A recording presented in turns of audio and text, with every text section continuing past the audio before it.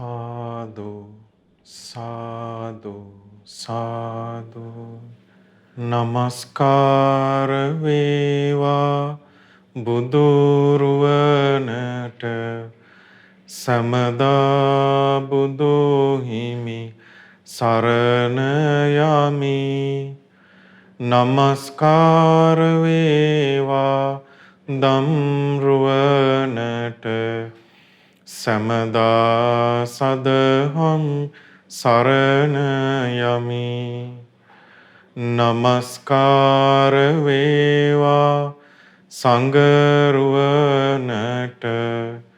සමදා මහා සංඝ සරණ යමි නමස්කාර වේවා තුනුරුවනට සමදා තිසරණ සරණ යමි සාදු සාදු සාදු අප සියලු දෙනාට මේ ධර්ම මාර්ගයේ පෙන්වා වදාළ අපගේ ගුරු දේවෝත්තම පින්වත් ලොකු ස්වාමින් වහන්සේටත් අප සියලු දෙනාගේම নমස්කාරය වේවා සාදු සාදු සාදු අද දවසේ වස්සානයේ සදහම් සිසිල ධර්ම දේශනාව සඳහා ප්‍රතිපත්ති දායකත්වයේ දරන්නේ කැනඩාවේ එඩ්මන්ටන් මහමෙවුනා භාවනාසපුට සම්බන්ධ පින්වත් විහාන් ධම්මික මිහිරි වන්‍යාරච්චි මිනිඳු මෙත්සඳ බිසඳු දම්සිලු කියන ඒ පින්වත් පිරිස පවුලේ සිළු දෙනා විසින් පින්වත්නි අපගේ බුදුරජාණන් වහන්සේ තමයි මේ ලෝකේ මේ නිවන් මඟ පෙන්වලා දෙන්න දක්ෂම කෙනා. බුදුරජාණන් වහන්සේට කියනවා ලස්සන වචන දෙකක්. තින්නෝ තාරය තංවරෝ. තමනුත් මේ කෙලෙස් සැඩ පහරින් එතර වුණා. ඒ වගේම අනිත් අයවත් මේ කෙලෙස් සැඩ පහරින් එතර කරවන්න ධර්මයේ කියලා දෙන උත්තමයන් වහන්සේ තමයි බුදුරජාණන් වහන්සේ. එතකොට මේ ධර්ම මාර්ගය ගැන මේ සසර ගමන ගැන ඒ සසර ගමනින් එතර වන කරුණු ගැන කියලා දෙන්න කෙනෙක් දිව්‍ය ලෝකෙවත් නැහැ බ්‍රහ්ම ලෝකවලවත් නැහැ මනුෂ්‍ය ලෝකේ සහ සතර පායේ කොහෙවත් හොයන්න නැහැ බුදු කෙනෙක් හැර. ඒ බුදුරජාන් වහන්සේ නමකගේ ධර්මයේ ශ්‍රවණය කරලා ශ්‍රාවකෙක් කිව්වොත් හැර මේ බුදුරජාන් වහන්සේ වදාළ දේවල් අපිට අහන්නවත් හම්බෙන්නේ නැහැ. ඒ නිසා අපි බොහෝම වාසනාවන්තයි එක කතකින් එක කරුණකින්. ඒ තමයි මේ ශ්‍රී සද්ධර්මයේ අහන්න තරම් වාසනාවක් තියෙනවා. හැබැයි මේ ශ්‍රී සද්ධර්මයේ අහන්න වාසනාව තියෙන බොහෝ පිරිසක් මරණයට පත් වෙන්නේ ඒ ධර්මයෙන් ප්‍රයෝජනය අරගෙන නෙමෙයි.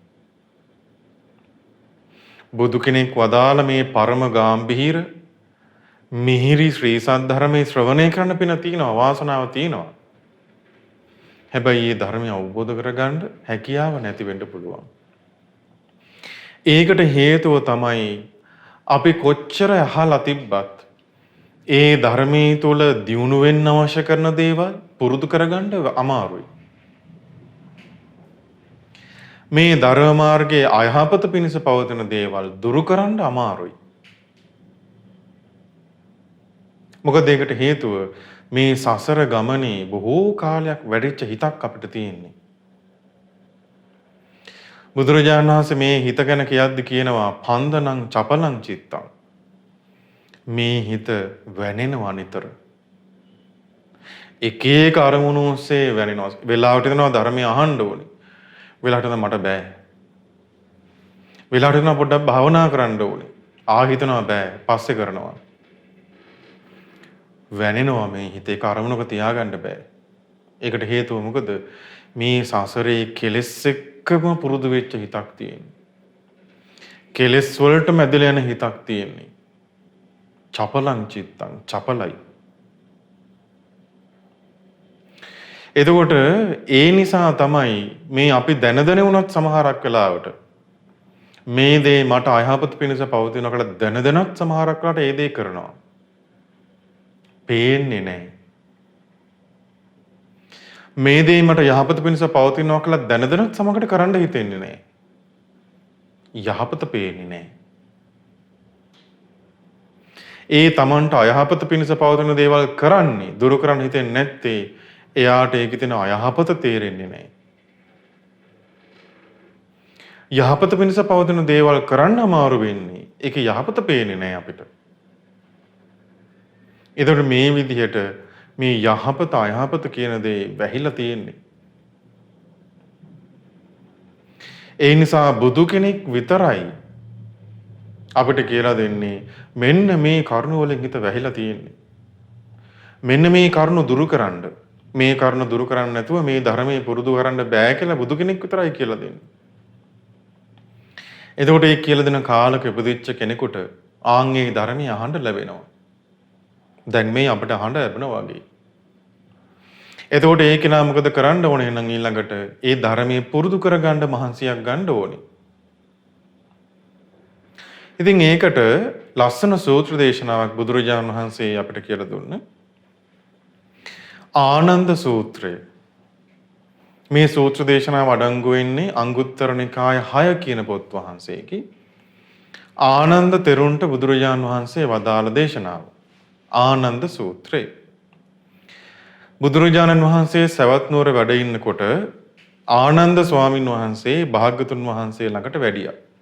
දැන් ඔන්න අපගේ ආනන්දයන් වහන්සේ බුදුරජාණන් වහන්සේ ළඟට වැඩලා බුදුරජාණන් වහන්සේට ආදරයෙන් වන්දනා කරලා පැත්තකින් වාඩි වුණා. පැත්තකින් වාඩි වෙලා ඉන්න මේ ආනන්ද ස්වාමින් වහන්සේට බුදුරජාණන් වහන්සේ වදාලා ආනන්දය ඒකාන්තයෙන්ම භික්ෂුව ශ්‍රද්ධාව නැතුව සිටීනම් මේ ධර්ම විනී දියුණුවකට වැඩිවීමකට විපුල බවට පත්වීමකට පැමිණෙන්නේ යන කරුණ විද්‍යාමාන දෙයක් නම් නොවේ. අට්ඨාන මේතං. මේක වෙන්න බෑ. කෙනෙක්ගේ හිත තුළ ශ්‍රද්ධාව නැත්තම් ඒකාන්තයෙන්ම කරත් වචනයක් තියෙනවා. ශ්‍රද්ධාව නැත්තම් ඒකාන්තයෙන් එයාට මේ ධර්ම විනී තුළ දියුණුවක් කරා යන්න බෑ. එහෙනම් මේ ධර්ම විනය තුළ දියුණුව අපේ වළක්වන කාරණාව මොකක්ද? ශ්‍රද්ධාව නැති බව.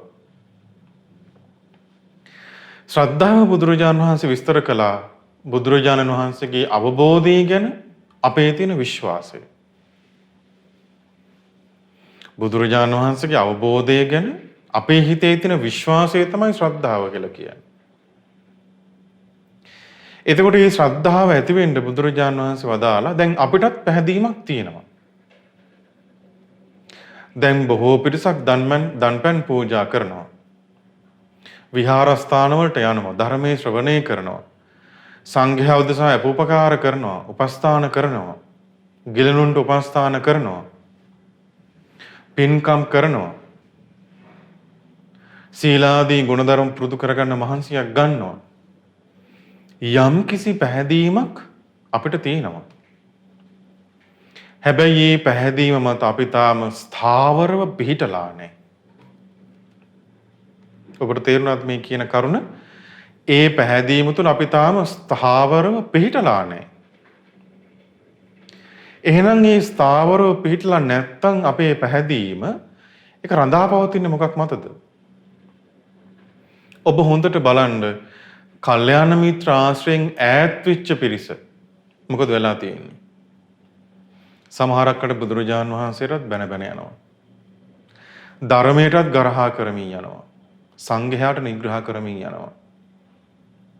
අපි දන්නේම නැහැ බොහෝ අකුසල් රැස් කර ගන්නවා. ඇයි? අපගේ මේ පැහැදීම රඳා පවතින ප්‍රධානම කාරණාව තමයි කල්යාණ මිත්‍ර ආශ්‍රය. අපි මේ ධර්මය දියුණු කරන පුරුදු කරන කල්යාණ මිත්‍රයෙක් ඇසුරු කරන්නේ නැත්තම් අපි ඇසුරු කරන්නේ පාප මිත්‍රයෝ නම් එයාට මේ ශ්‍රද්ධාව ඇති කරගන්න බෑ. මොකද ශ්‍රද්ධාව ඇති වෙන්න නම් ධර්මයේ ශ්‍රවණය කරන්නම ඕනි. ධර්මයේ ශ්‍රවණය කරන්න අවස්ථාව තියෙන්නේ කල්යාණ මිත්‍රයෙක්ගෙන් විතරයි. එතකොට පින්වත්නි තව අපි තේරුම් ගන්න ඕන දෙයක් තමයි මේ ලෝකේ කල්යාණ මිත්‍රයා තෝරා ගන්න විදිහයි පාප මිත්‍රයා තෝරා ගන්න විදිහ. අපිට ඒක කරගන්න බැරි වුණොත් එයා අහු වෙන්නේ පාප මිත්‍රයන්ට. මෙයා කල්යාණ මිත්‍රයෙක් කියලා අපි අල්ලගන්නේ පාප මිත්‍රයෙක්ව. මෙයා පාප මිත්‍රයෙක් කියලා අපි අත්හරින්නේ කල්යාණ මිත්‍රයාව. එතකොට ධර්මයේ ශ්‍රවණය කරන අවස්ථාවක් නැහැ. ධර්මයේ ශ්‍රවණය කරන අවස්ථාවක් නැති වෙනකොට ශ්‍රද්ධාව ඇති වෙන්න අවශ්‍ය දේවල් නැහැ. එතකොට මේ ශ්‍රද්ධාව ඇති උනේ නැත්තම් ඒක ඒකාන්තයෙන් එයාට මේ ධර්මයේ තුල දියුණුව කරා යන්න අවශ්‍ය කරන දෙයක් නැහැ. එතකොට එයා මේ ධර්මයේ තුල පිරිහිලා යනවා. බුදුරජාන් වහන්සේගේ අවබෝධය ගැන විශ්වාසය ඇති කරගන්න බැරි පිරිස මේ ධර්මයේ තුල පිරිහිලා යනවා. හරියට අවපසට යන හඳක් වගේ. මොකක්ද අවපසට යන හඳක් කියලා කියන්නේ? පොන් පෝය දවසේ ඉඳන් අමාවක දවසට දක්වා හඳ මොකද වෙන්නේ? ටික ටික එළිය අඩු වෙනවා. ටික පැහැය අඩු වෙනවා. ප්‍රමාණය අඩු වෙනවා. අන්තිමට අමාවක. ආන්ගේ අමාවක පසට යන හඳ වගේ එයා මේ ධර්මයේ තුල පිරිහිලා යනවා. ඈත් වෙලා යනවා. ඒ නිසා එහෙනම් මතක තියාගන්න ඕනේ අපි ශ්‍රද්ධාව ඇති කරගන්න බුදුරජාණන් වහන්සේ වදාලා ආනන්දේ ඒකාන්තයෙන් යම් කිසි කෙනෙකුට ශ්‍රද්ධාව තියෙනවා නම් මේ ධර්ම විනී දියුණුවකට වැඩිවීමකට විපුල බවට පත්වීමකට පැමිණෙන්නේ යන කරුණ විද්‍යාමානයි. ඒක මේ ලෝකයේ පේන තියෙන එකක් වෙන්න පුළුවන් දෙයක්.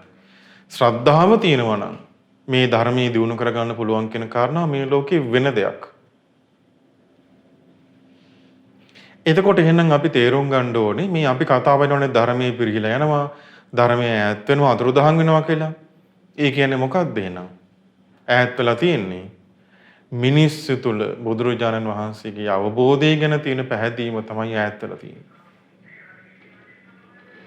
එතකොට එහෙනම් මේ දැන් අපි අතරේ මොකද්ද වෙන්නේ? අපිට සැබෑවටම හඳුනා ගන්න බැරි වෙලා තියෙනවා මේ බුදුරජාණන් වහන්සේ වදාළ ධර්මය මොකද්ද කියලා. එතකොට අපි පහදින්නේ වෙන වෙන දේවල් වලට. ඒ වෙන වෙන දේවල් වලට පහදිද්දී අර බුදුරජාණන් වහන්සේ වදාළ ධර්මයේ ඉස්මතු වෙන්නේ නැහැ. මිහිරි හඬක් නිකුත් වෙන බෙරයක් තියෙනවා. ඒ බෙරේ පුංචි සිදුරක් වෙනකොට මොකද කරන්නේ කෙනෙක් ඒ සිදුර වැහෙන්න මොකක් හරි ප්ලාස්ටරයක් කලවනවා. ආයෙ තව පුංචි සිදුරක් එද්දී ආයෙ ප්ලාස්ටරයක් කලවනවා. තව පුංචි සිදුරක් එද්දී ආයෙ ප්ලාස්ටරයක් කලවනවා. මොකද වෙන්නේ? ඒ බෙරෙන් ආපහු ඒ හඬ නිකුත් වෙන්නේ නැහැ.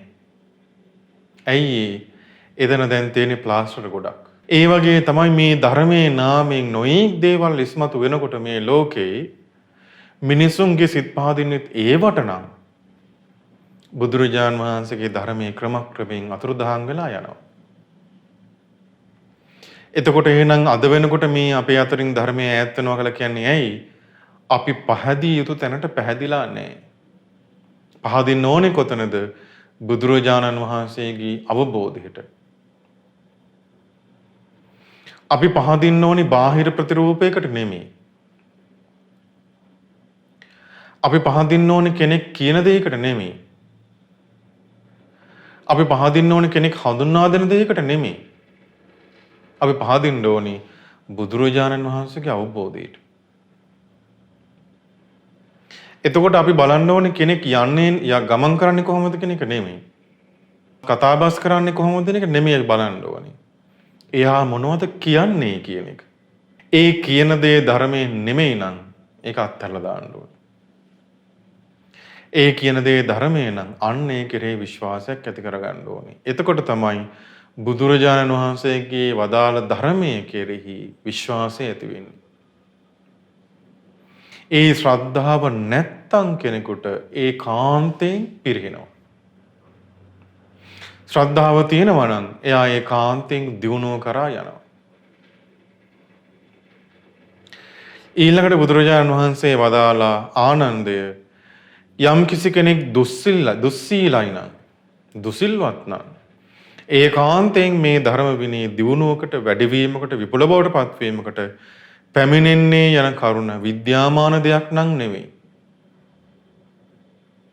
දුස්සීලයි නම් මේ බුද්ධ ශාසනය තුළ දියුණුවකට පැමිණෙනවා කියන කාරණාව වෙන්න පුළුවන් දෙයක් නෙමෙයි කියනවා.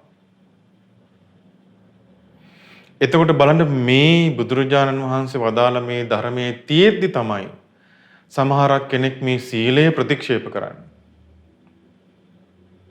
ඒතර මේ පැහැදිලිව බුදුරජාණන් වහන්සේ වදාarලා තියෙද්දි දුස්සීලයි නම් කෙනෙක් ඒකාන්තයෙන් එයා මේ ධර්ම විනය තුල පිරිහීමකට යන්නේ කියලා තියෙද්දිත් අපි කියනවා සමහරක් පිරිස් මේ සීලය ඕනේ. එතකොට අපි හොඳට තේරුම් ගන්න ඕනි දුස්සීලයි නම් එයා මේ ධර්ම විනය තුල ඉදිරියට එන කෙනෙක් නෙමෙයි, දියුණු වෙන කෙනෙක් නෙමෙයි. බුදුරජාණන් වහන්සේගේ ශ්‍රාවකයෝ තමන්ගේ ජීවිතේ පරදුවට තියලා සිල් රැක්කා. තමන්ගේ ජීවිතේ පරදුවට තියලා සිල් රැක්කා ශ්‍රාවකයෝ. ඔබ හොඳට අහලා ඇති අර එක ස්වාමීන් වහන්සේ නමක්ව අල්ල ගන්නවා ගිනි පූජාවකට, බිලි පූජාවකට. ඒතකොට මේ බිලි පූජාවට ලෑස්ති වෙද්දි කැලේ ලැබුගින්නක් ඇති වෙනවා. හොරු ටික පැනලා දිව්වා. අර ස්වාමීන් වහන්සේව වැලකින් බැඳලා තිබ්බේ. බුදුරජාණන් වහන්සේ ශික්ෂාපදයක් පනවලා තියෙනවා ගස් කොළන් සිඳලන්න එපා. අර ලැබුගින්නෙන් පිච්චෙද්දි අර භික්ෂුව ඉන්නවා මේ ශික්ෂාපදේ කඩන්නේ නැතුව. එහෙමයි බුදුරජාණන් වහන්සේගේ ශ්‍රාවකයෝ ශික්ෂාපද රැක්කේ. අනාගාමී වෙලා අපවත් වුණේ. බුදුරජාණන් වහන්සේගේ ශ්‍රාවකයෙක්ගේ අතින් වැරද්දක් වුණොත් ඒක එයාට පීඩාවක්. බුදුරජාණන් වහන්සේ වදාළේ කිංචාපි සෝකම්මං කරෝති පාපකං කායේන වාචා උද චේතසාවා අභප්පෝ සෝතස්ස පටිච්චාදාය. ශ්‍රාවකයෙක්ගේ අතින් යම්කිසි වැරද්දක් වුණොත් ඒක එයා හංගවාගෙන සිටිනවා කියන එක අභව්‍යයි. දුස්සීල වෙලා හංගගෙන ඉන්නවා කියන එක ශ්‍රාවකයෙක් වෙන්න පුළුවන් දෙයක් නෙමෙයි.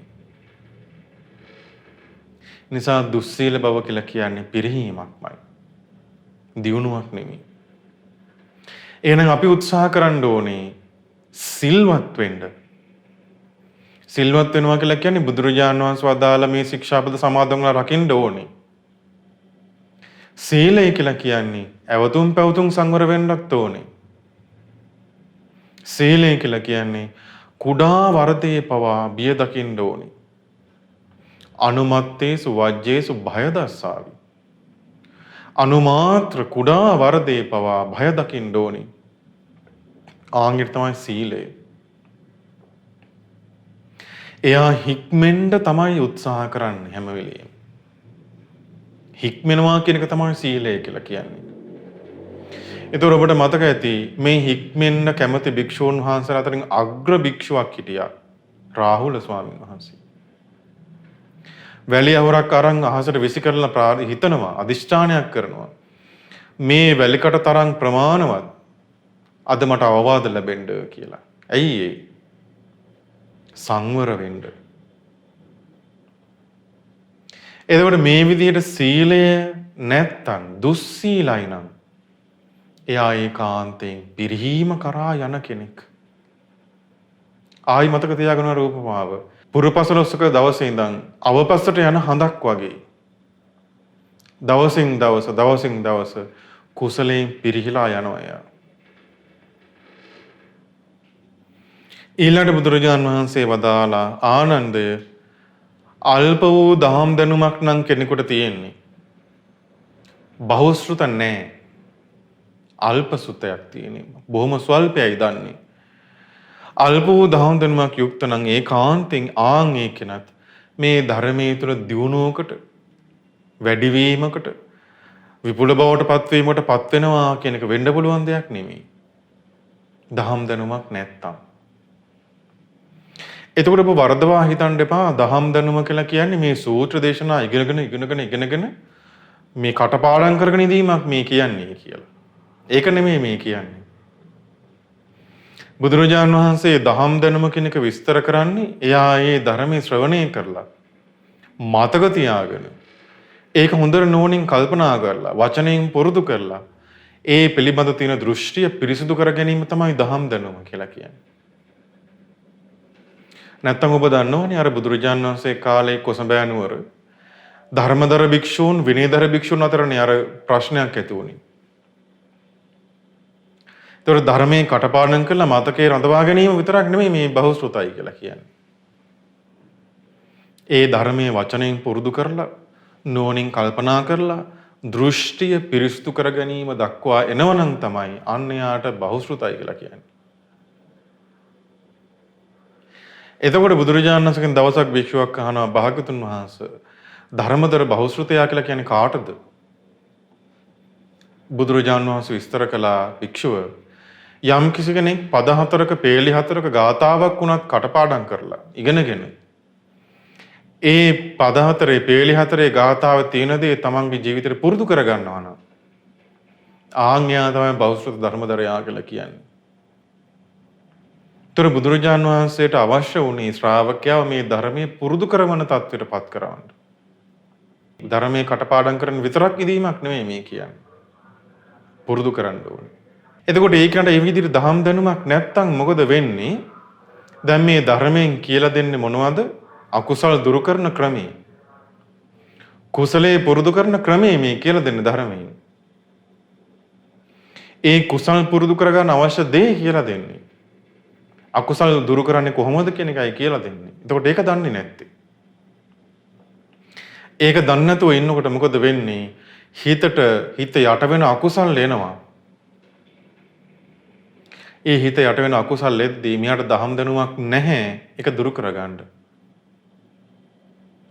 මෙයාට දහම් දැනුමක් නැහැ කුසලයේ පුරුදු කරගන්න. මෙයාට දහම් දැනුමක් නැහැ ඒ අකුසලයේ දුරු කරන්න. ඒ අකුසල වලට යට වෙලා යනවා. හරියට ආයුධ ගබඩාවක් නැති රජ කෙනෙක් වගේ. හතුරු ඇවිල්ලා පහර දෙද්දී ප්‍රතිප්‍රහාර එල්ල කරන්න දෙයක් නැහැ.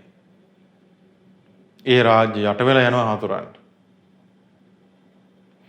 ඒ නිසා බුදුරජාන් වහන්සේ වදාළ ආනන්දයන් වහන්සේට දහම් දැනුමක් තියෙනවා නම් එයාට මේ ධර්ම විනය තුල දියුණුවක්මයි වැඩිවීමක්මයි. එහෙනම් ඇයි මේ දැන් මේ අපි කතා වෙන්නේ මේ ධර්මයේ අතුරුදහන් වෙනවා කතා වෙන්නේ ඇයි? මොනවද මේ වෙන්නේ? ශ්‍රද්ධාවන්ත පිරිසක් නැතිවීම. සිල්වත් පිරිස එන්නෙන් අඩු වෙන්නේ මේ. දහම් දැනුමක් ඇති කරගන්න පිරිස මේ එන්නෙන් අඩු වෙන්නේ. ඒකට තමයි මේ බුද්ධ ශාසනය පිරිහිලා යනවා කියලා කියන්නේ. බුදුරජාණන් වහන්සේ වදාළ ආනන්දය යම් කිසි කෙනෙක් අකීකරුයි නම් කීකරු නැහැ. බුදුරජාණන් වහන්සේගේ ධර්මයට කීකරු නැහැ කෙනෙක්. ආන් එයාටත් ඒකාන්තයෙන් මේ ධර්ම විනය තුල දියුණුවකටපත් වෙන්න බෑ. මේ ධර්ම විනය තුල දියුණුවකටපත් වෙන්න බෑ අකීකරුයි නම්. ඒතකොට මේ අකීකරුකම කියලා කියන්නේ බලවත් අකුසලයක්. මේ අකීකරුකම කියලා කියන්නේ බලවත් අකුසලයක් අපේ හිතේ තියෙන. ඒ අකීකරුකම ඇති කරන කරුණු තියෙනවා. අපේ හිතට මේ අකීකරුකම ඇති වෙන්න හේතු වෙන කරුණු තියෙනවා. පළවෙනිම ප්‍රධානම කරුණ තමයි ලාභ සත්කාර කීර්ති ප්‍රශංසාවට ආසාව. මොකද්ද මේ අකීකරුකමක ඇති වෙන ප්‍රධානම කරුණ? ලාභ සත්කාර වලට තියෙන ආසාව. අපේ හිත යට වෙලා යනවා ලාභ සත්කාර වලට තියෙන ආසාවෙන්. තමන්ට ලැබිච්ච ලාභයකට, තමන්ට ලැබිච්ච සත්කාරයකට, කීර්තියකට, ප්‍රශංසාවකට තමයි යට වෙලා යනවා. ඒ නිසා මේ ලෝකේ මිනිසුන් අල්ලන්න ලේසිම තැන කොතනද? ලාභ සත්කාර කීර්ති ප්‍රශංසා දීම. ලාභ සත්කාර කීර්ති ප්‍රශංසා දීපු ගමන් යට වෙලා යනවා මිනිස්සු. වර්ණනා කළොත් අනේ හරි හොඳයි ඔයා. ඔයා තමයි මේ ප්‍රධාන විදියට මේ විදියට සීල්වත් වෙලා ඉන්නේ. වර්ණන දහම් දැනුමක් තියෙනවා කියලා වර්ණනා කරපු ගමන් මොකද වෙන්නේ? ඒ ලාභ සත්කාරයට යට වෙලා යනවා. ඊට පස්සේ කීකරු වෙනවා කියන දේ ලේසියෙන් වෙන දෙයක් නෙවෙයි. ඊට පස්සේ මේ කල්යාණ මිත්‍රයෝ අපිට අවවාද කරද්දී ඒ අවවාද පිළිගන්නේ නැත්තම් අකීකරුකම ඇතිවන කරුණක් ඒක.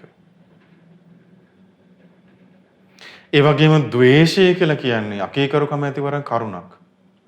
ද්වේෂය නිසා කෙනෙක් කීකරු වෙන්නේ නැහැ කවදාවත්. ලාභ සත්කාර වලට දෙන ආසාව නිසා කෙනෙක් කීකරු වෙන්නේ නැහැ කවදාවත්. කල්යාණ මිත්‍රයින්ට අවනත වෙන්නේ නැත්තම්, අහන්න නැත්තම් කියන දේ කවදාවත් කීකරු වෙනවා කියන දේ වෙන්නේ නැහැ මේ ලෝකේ. ඒ අකීකරුකම කියලා කියන්නේ එයා පිරිහීමක්මයි. දියුණුවක් නෙමෙයි. බද්දාලි කියන භික්ෂුව භාගතුන් වහන්සේ මේ රැයට දාන ගන්න එපා කියලා ශික්ෂාපදේ පනවද්දී, විකාලේ ආහාර ගන්න එපා කියලා ශික්ෂාපදේ පනවද්දී බද්දාලි භික්ෂුවට කේන්ති ගියා.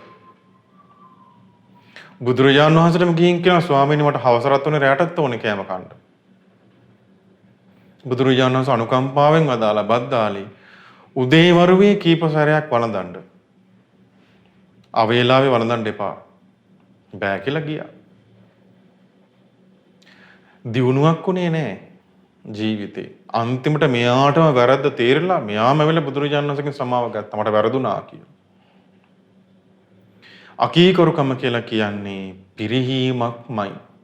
දියුණුවක් නෙමෙයි. ඊළඟ කාරණාව තමයි බුදුරජාණන් වහන්සේ වදාලා ආනන්දය ඒකාන්තයෙන්ම පවිතු පුද්ගලයෝ නම් ඇසුරු කරන්නේ. පාප මිත්‍රයන් එක්ක නම් එයා මිත්‍ර වෙලා ඉන්නේ. ඒකාන්තයෙන්ම මේ බුද්ධ ශාසනයේ දියුණුවක් කරා නම් යන්න බෑ. ඔන්නේ නම් අපි දැන් කල්පනා කරලා බලන්න අපිට ඉන්න මිත්‍රයෝ කවුද? අපිට ඉන්නවනම් දුසිල්වත් මිත්‍රයෝ. එයාට අනුකම්පා කරලා යාවේ දුසිල්වත් බයමෙන් මිදවන්න බැයි නම් කියන දෙයක් අහන්න නැත්තම් දියුණුවක් පේන්නේ නැත්තම් ඇසුරු කරලා වැඩක් නැහැ. අපිට ඉන්නේ මිත්‍යා දෘෂ්ටි දරන යාළුවෝ නම් ඒගොල්ලෝ අත්හරින්න කැමති නැත්තම් අත්හරින්න පේන්නේ නැත්තම් ඇසුරු කරලා වැඩක් නැහැ. මොකද අපේත් පිරිහීමක් වෙනවා ඒක. අපිටත් මේ බුද්ධ ශාසනය දියුණුව කරන්න බාධාවක් වෙනවා පස්සේ ඒක. ඒ නිසා බුදුරජාණන් වහන්සේ වදාලා හරියට රජ කෙනෙක් යුද්ධ කරලා රටක් අල්ල ගන්නවා. ඒ රාජ්‍ය හැරලා යන රජ කෙනෙක් වගේ. පවිතු පුද්ගලයෝ නම් ඉන්නේ ඒ පවිතු පුද්ගලයා අත්හැරලා යන්න කියනවා. ඒ පවිතු පුද්ගලයෝ ළඟ ඉඳගෙන කොච්චර ලාභ සත්කාර කීර්ති ප්‍රශංසා ලැබුවත් වැඩක් නැහැ. මොකද එයා ඇසුරු කරන්නේ පවිතු පුද්ගලයෙක් වුණා. එතකොට මේ පවිතු පුද්ගලයා මොකද කරන්නේ? ලාභ සත්කාරමයි අපිට දෙන්න හදන්නේ. ඒ ලාභ සත්කාරයෙන්මයි අපි වල්ලන්න හදන්නේ. කොච්චර ලාභ සත්කාර ලැබුණත් පවිතු මිතුරෝ නම් ඇසුරු කරන්න සුදුසු නෑමයි.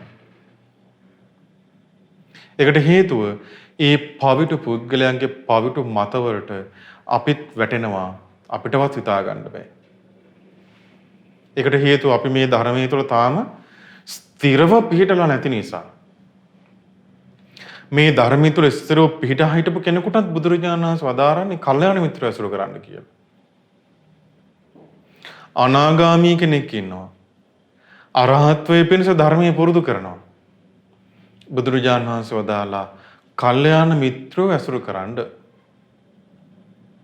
ඇයි ඒ? පිරිහෙයිද? පිරිහෙනවට නෙමෙයි.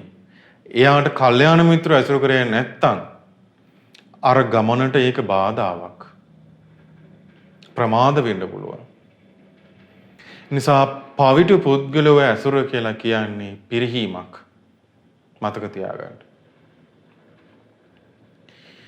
එතකොට මේ පවිතු පුද්ගලයෝ මෙයා කල්යාණ මිත්‍රයෙක්ද මෙයා පවිටෙක්ද කියලා හඳුනගන්නේ කොහොමද? පවිතු පුද්ගලයෝ හොඳට බලන්න වර්ණනාවට කැමති. ලාභ සත්කාරයට කැමති. කීර්ති ප්‍රශංසාවට කැමති. මුල් තැන දෙනවට කැමති. වර්ණනා කරලා කතා කරනවට කැමති. ඒ වගේම තමා හුවා දක්වන්න ඕන දෙයක් කරනවා. තමාව කැපී පෙනෙන්න ඕන දෙයක් කරනවා පවිතු පුද්ගලයෝ. සමහරකට අපිට පේන්නේ මෙයා දන් දෙනවා කියලා. හැබැයි වෙන්නේ තමාව හුවා දක්ව ගන්න එක. කැපී පෙනෙන එක. පවිතු පුද්ගලයන්ගේ පවිතු අදහසක්.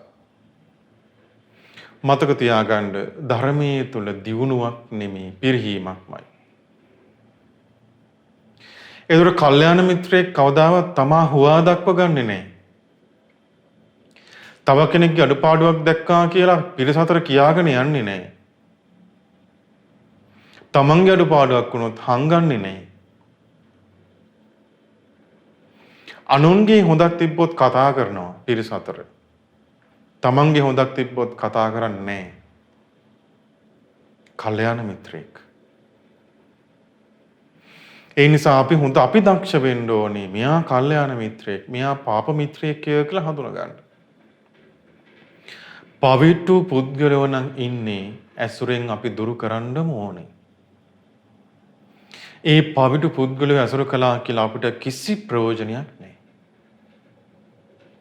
අජාසත් පවිටු පුද්ගලෙක් ඇසුරු කරපු නිසායි අද නිරේ ඉන්නේ.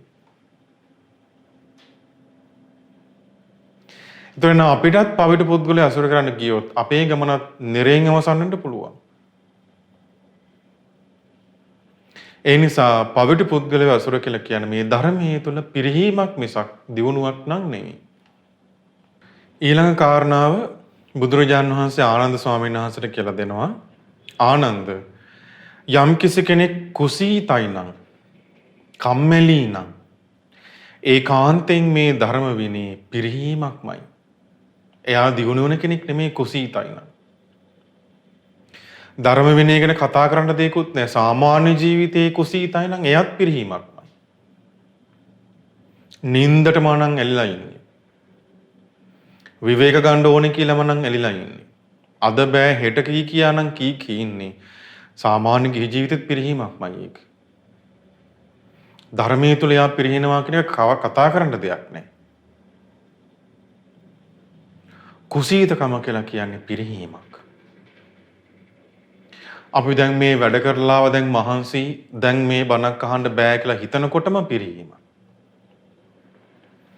දැන් මට මේ ලෙඩක් හැදීගෙන එනවා දැන් බෑ විවේක ගන්න ඕන කියලා හිතනකොටම පිරීමක් අපේ. දැන් කාල වැඩි මේක මත් වෙලා වගේ මේක කරන්න බෑ කියලා හිතනකොටම පිරීම.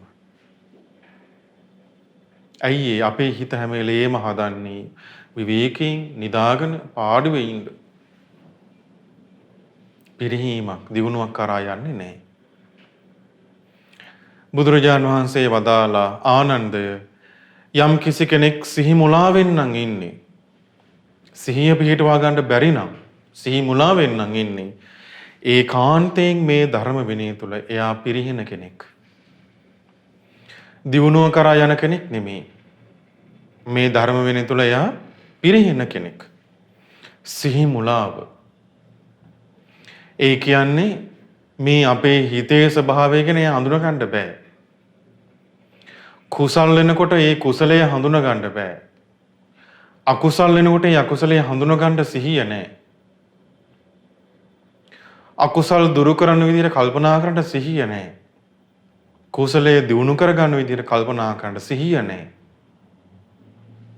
සිහි මුලා වෙලා ඉන්නේ. ඒ සිහි මුලා වෙච්ච කෙනෙකුට අපි සිහිය උපද්දන්න යනකොටත් සමහරකට සිහිය පිහිටන්නේ නැහැ. කෝකාලික සාරිපුත්ත මොග්ගල්ලාන මහරහතන් වහන්සේලා දෙනමගෙන අපහැදුනා. බුදුරජාණන් වහන්සේ හදනවා සිහිය පිහිට ගන්න මේ දෙන්නගෙන පහදින්න හිත කියලා. පිහිටන්නේ නැහැ, සිහිය පිහිටන්නේ නැහැ.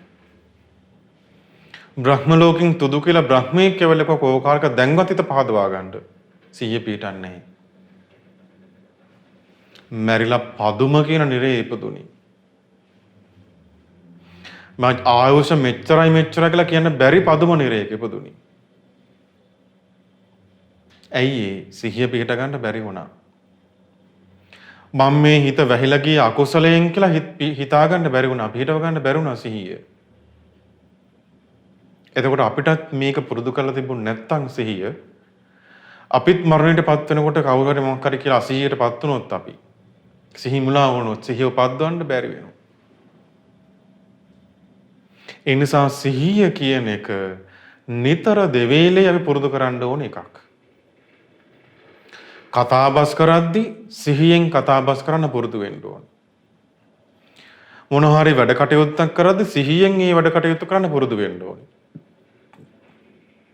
මොන හරි හිතද්දී සිහියෙන් ඒ හිතන දේ හිතන්න පුරුදු වෙන්න ඕන. සිහියෙන් ඉන්නවා කියලා කියන්නේ එයා දකින්නේ මොකද්ද? අකුසල වෙනවා නම් අකුසල දකින්නවා, කුසල වෙනවා නම් කුසල දකින්නවා.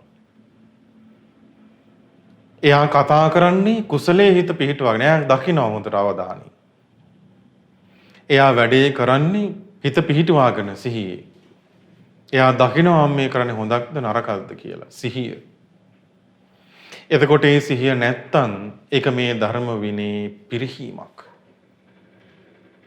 දියුණුවක් නෙමෙයි. එතකොට දැන් ඔබට තේරෙනවද මේ බුද්ධ ශාසනය අතුරුදහන් වෙන්නේ මොකක් නිසාද? බාහිර වේදයක් නිසා නෙමෙයි. මේ අපි නිසා.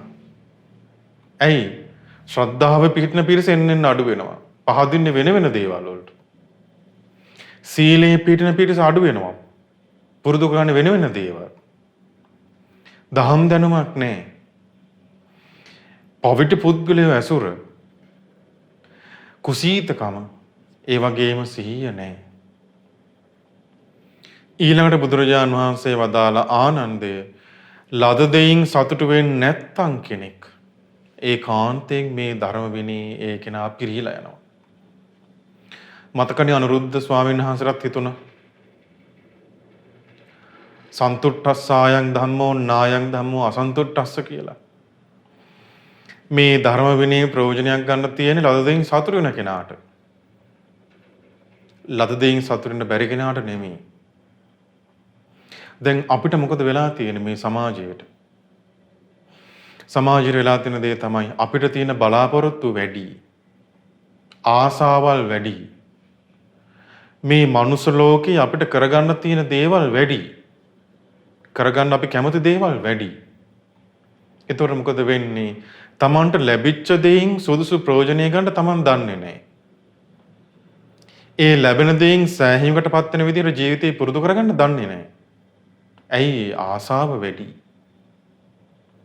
එතකොට මොකද වෙන්නේ? කාලය, ශ්‍රමය, සියලු දේ කැප කරලා තමන්ගේ ආසාවල් පස්සේ දුවන්න වෙනවා. දැන් අපි ගෙයක් හදා ගන්නකොට කල්පනා කරන්නේ ලස්සන ලොකු ගෙයක් හදා ගන්න. තමන්ගේ ආදායමට හරින ලගයක් නෙමෙයි. වාහනයක් ගද්දි බලන්නේ ලොකු වාහනයක් ගන්න. තමන්ගේ ආදායමට සරලන වාහනයක් නෙමෙයි. ඇඳුමක් පැළඳුමක් ගන්න ගියාම ගන්න යන්නේ විශාල ගණන් වල දේවල්. තමන්ගේ ආදායමට ගැලපෙන දෙයක් නෙමෙයි. ඇයි ඒ? අපි හිතන්නේ මේ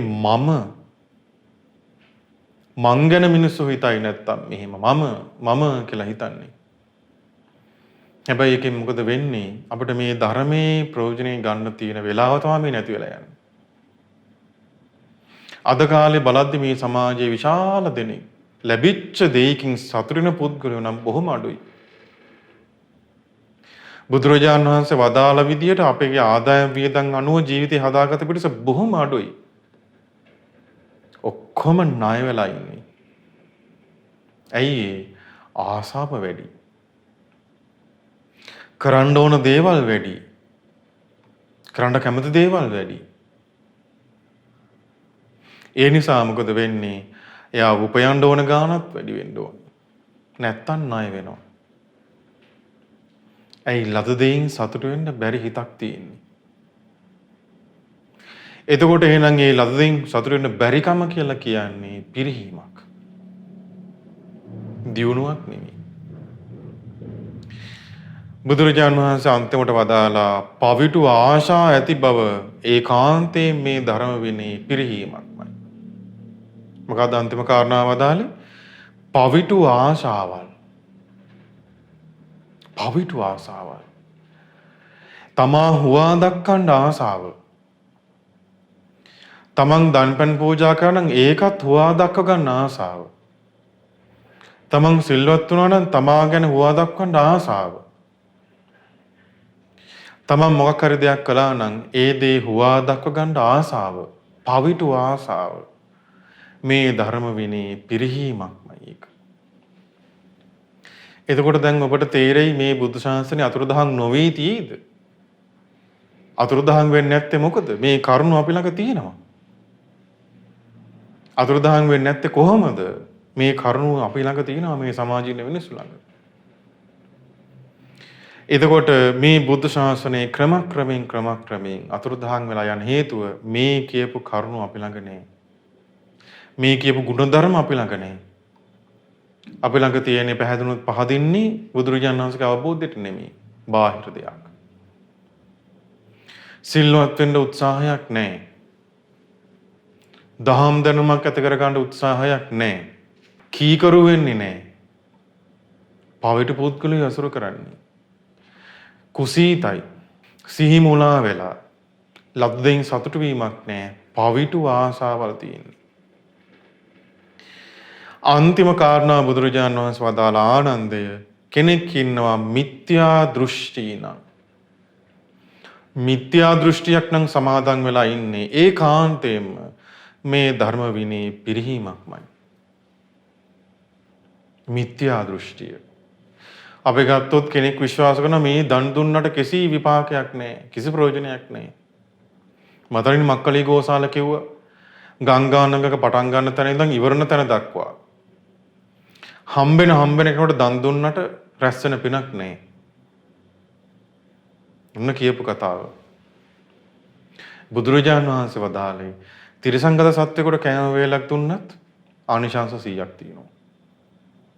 වෙනස බලන්න. කෙනෙක් හිතනවා අපෝපකාර කළාට කිසි පිනක් රැස් වෙන්නේ නැහැ. කිසි විපාකයක් රැස් වෙන්නේ නැහැ. වන්දනමාන කළාට කිසි විපාකයක් රැස් වෙන්නේ නැහැ. දැන් බලන්න බෞද්ධ සමාජය කියලා කියන්නේ දෙමව්පියෝ ළඟට එනකොට නැකටින්න ඕනේ දරුවෝ. ගෞරවේ. වැඩිහිටි පිරිසක් කෙනෙකුට නැකටිනවා දරුවෝ. ගෞරවේ. හයියෙන් කතා කරන්නේ දෙමව්පියන්ට වඩා ගෞරවේ. දැන් අද ඒව නැහැනේ. අද කියන්නේ අම්මා කියලා කෙනෙක් විශේෂ කෙනෙක් නැහැ. එයාත් මේ මනුස්ස ලෝකෙ ඉන්න කෙනෙක්. තාත්තා කියලා විශේෂ කෙනෙක් නැහැ. අපි ඉන්නකම් කාලෙ බල හිටියොත් නිසා පරලොව කියලා දෙයක් නැහැ. මෙලොව පරලොව කියලා දෙයක් නැහැ. එතකොට මේ මොකද්ද මේ මිත්‍යා දෘෂ්ටිය? කුසල අකුසල කියලා දෙයක් නැහැ. ඕපපාතික සත්‍යෝ නැහැ. බුදුරජාන් වහන්සේලා වගේ තමන්ම අවබෝධ කරගත්ත පිටස් මේ ලෝකේ නැහැ. මිත්‍යා දෘෂ්ටිය. ඔය මිත්‍යා දෘෂ්ටියට අහු වුණොත් ඒ කියන්නේ මේ ධර්ම විනය තුළ පිරිහීමක්මයි. දියුණුවක් නෙමෙයි. තර බුදුරජාණන් වහන්සේ අපිට කරුණු 10ක් කියලා දෙනවා මේ ධර්ම විනය තුළ කෙනෙක් පිරිහිලා යන කරුණු. ඒතකොට දැන් මොකද කරන්න ඕනේ අපි? ඉක්මනටම කරන්න ඕනේ මේ කරුණු 10 මගේ ළඟ තියෙනවද කියලා හිතලා බලන්න ඕනේ. දැන් සාමාන්‍යයෙන් අපේ පුද්ගලයෝ පුරුදුලා තියෙන්නේ මේවා කාලඟද තියෙන්නේ. අසවල් කෙනා ළඟ මෙහෙමයි. අසවල් කෙනා අකීකරුයි. අසවල් කෙනා දුසිල්වත්. අසවල් කට්ටිය නම් ලද්දෙන් සතුටු වෙන්නේ නැහැ. පවිතු ආසාව. අසවල් කෙනා කියලා තමයි අපි කල්පනා කරන්නේ. මම ශ්‍රද්ධාවන්තද? මම සීලය පුරුදු කරනවාද? මට දහම් දැනුමක් තියෙනවද කියලා කල්පනා කරන්නේ. ඉතින් අපි මොකද කරන්න ඕනේ? ඉක්මනටම තමන් ගැන කල්පනා කරලා බලන්න ඕනේ. මේ කරුණු 10 මේ පිරිහෙන කරුණු 10 අපි ළඟ තියෙනවද? තියෙනවනම් මොකද කරන්න ඕනේ? හිස ගිනිගත්ත කෙනෙක් ඒ ගින්න නිවා ගන්න උත්සාහ කරනවා වගේ මේ කරුණු 10 දුරු කරන්න උත්සාහ කරන්න ඕනේ. බුදුරජාණන් වහන්සේ වදාලා යම් කිසි කෙනෙක් ළඟ ශ්‍රද්ධාව තියෙනවා නම් සිල්වත් නම් බහුශ්‍රතයි නම් කීකරුයි නම් සත්පුරුෂ ආශ්‍රයයට කැමති නම් පටන් ගත්ත වීරිය තියෙනවා නම් සිහිය පිටවන්න උත්සාහ කරනවා නම් ලද්දෙන් සතුටු වෙනවා නම් පවිතු ආශාවල් දුරු කරනවා නම් සම්මා දිට්ඨියට පැමිණෙනවා නම් ආන් ඒ කියන්නේ මේ බුද්ධ ශාසනයේ දියුණුවක්මයි. අපි කල්පනා කරලා බලද්දී මේ දියුණුව පිණිස කරුණු පවතින කරුණු නම් අපි ළඟ තියෙන්නේ. අපි පුරුදු වෙන්න ඕනේ තව මේ කරුණු පුරුදු කරගෙන ඉස්සරහටම යන්න. සතුටින්. ඉතින් ඒ නිසා මේ ධර්මයේ ශ්‍රවණය කරන් ලැබිච්ච මේ උදාාර අවස්ථාව අපි අදිෂ්ඨානයක් ඇති කරගමු. අපේ තුල මේ බුදු සාසනයේ දියුණු වෙන කරුණු පුරුදු කරගෙන අපේ ජීවිතේ පිරිහෙන්න නොදී මේ ධර්මයේ තුල දියුණු කරගෙන මේ ගෞතම සාසනයේ උතුම් චතුරාර්ය සත්‍ය අවබෝධ කරගන්නවා කියලා අදිෂ්ඨානයක් ඇති කරගන්න. අද දවසේ වසානයේ සදහම් සිසිල ධර්ම දේශනාව සඳහා අනුග්‍රහය දක්වන්නේ කැනඩාවේ එඩ්මන්ටන් මහමෙවුනා භාවනා අසපුවට සම්බන්ධ පින්වත් විහාන් දිශ්මික මිහිරි වන්නිආරච්චි මිනිඳු මෙත්සඳ බිසඳු දම්සලු කියන මේ පින්වත් පිරිස විසින්. ඉතින් අද දවසේ රැස් කරගත්තා වූ සියලු පුණ්‍ය ධර්මයන් අපි අනුමෝදන් කරමු සියලුම දෙවිවරුන්ට. සියලු දෙවියෝ මේ පින් දැක බලා සතුටින් අනුමෝදන් වෙත්වා. ඒ දෙවිවරුන්ගේ ධාර්මික ආශිර්වාද රැකවරණ ඒ ධර්ම දානයේ සිදු කළ මේ පින්වත් සියලු දෙනාටත් පවුලල සියලු දෙනාටත් සලසෙත්වා. දෙවියෝද මේ ගෞතම සාසනයේ උතුම් චතුරාර්ය සත්‍ය අවබෝධ කරගනිත්වා. ඒ වගේ මේ පිරිස නමින් මිය පරලොව ගිය සියලු ඥාතීන්ට මේ පින් අනුමෝදන් වෙත්වා. ඒ ඥාතීන්ගේ පරලොව ජීවිත සුවපත් වෙත්වා, සපවත් වෙත්වා, සංසාර දුකින් අත මිදෙත්වා. සුජීවත්ව සිටින HD ආනන්ද පියාණන්ටත්, නීලා මල්වැන්න මෑණියන්ට, හැරෝල්ඩ් විජේතුංග පියාණන්ට, හේමා වන්නිආරච්චි මෑණියන්ට, ඒ වගේ මේ පින්වතුන්ගේ ඥාතීත මිත්‍රාදීන් සියලු දෙනාටත් මේ ධර්ම දානය සිදු කළ කැනඩාවේ එඩ්මන්ටන් මහමෙවුනා භාවනා අසපුවට සම්බන්ධ ඒ පින්වත් සියලු දෙනාටත් පවුල්වල සියලු දෙනාටත් මේ රැස් කරගත්තා වූ සියලු පින් බලෙන් නිදුක් නිරෝගී සුවපත් භාවයේ සලසේවා. තුනුරුවනේ අනන්ත ආශිර්වාද රැකවරණ සලසේවා. මේ ගෞතම සාසනයේ උතුම් චතුරාර්ය සත්‍ය අවබෝධ කරගන්න වාසනාව උදා වේවා. විශේෂයෙන්ම අපගේ ගෞරවනීය පින්වත් ලොකු ස්වාමින් වහන්සේ ප්‍රධාන ලෝවාසී සියලු පින්වත් ස්වාමින් වහන්සේලාටත් විශේෂයෙන් මේ දිනවල මේ කොරෝනා වෛරසය හේතුවෙන් රෝගාතුරව සිටින ලංකාවාසී ලෝකවාසී සියලු පින්වතුන්ටත් ඒ සඳහා ඒ රෝගය දුරු කරන්න මේ රටෙන් ලෝකෙන් දුරු කරන්න වෙහෙස මහන්සින සියලු දෙනාටත් මේ රැස් කරගත්තා වූ සියලු පින් බලෙන් නිදුක් නිරෝගී සුවපත් භාවයේ තුනුරුවනේ ආරක්ෂාව රැකවරණේ සලසේවා. මේ ගෞතම සාසනයේ උතුම් චතුරාර්ය සත්‍ය අවබෝධ කරගන්න වාසනාව උදා වේවා. සියලු දෙනාටම තෙරුවන් සරණයි. නමෝ බුද්ධාය. මෙවැනි වටිනා ධර්ම දේශනා නැරඹීමට ශ්‍රද්ධා YouTube චැනලය සබ්ස්ක්‍රයිබ් කර සීනුව ලකුණ ඔබන්න.